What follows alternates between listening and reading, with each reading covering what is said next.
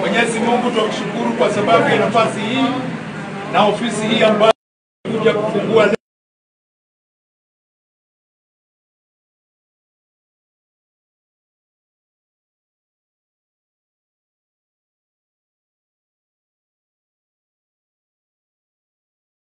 pamoja nasi tunapoanza safari, kwa sababu tunajua kwamba wewe ndiye uteua na kubariki viongozi.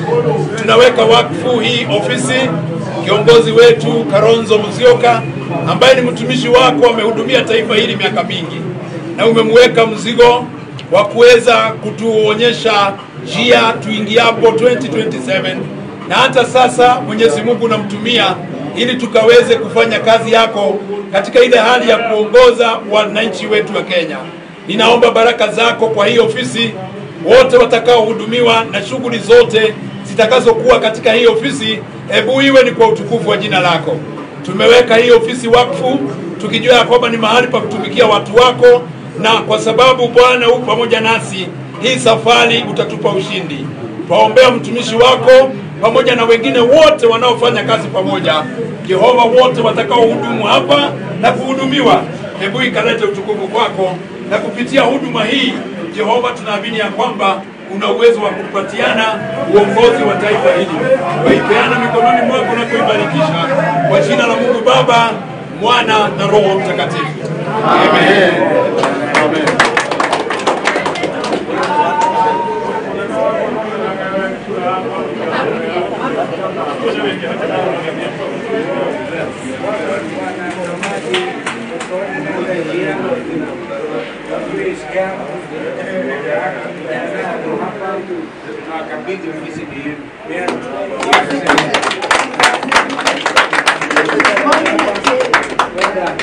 So one of the things you should do is to register as many members as possible.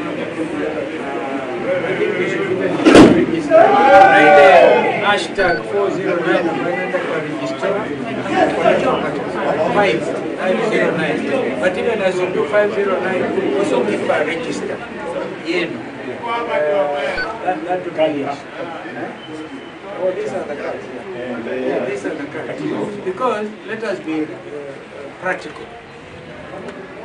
If your party leader will be running for president, anahitaji 2 million signatures, 2 million supporters.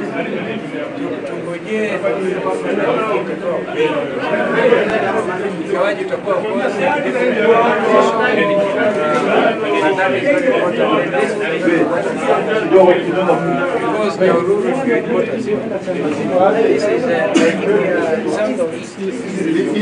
like India East. So we want to do like India West.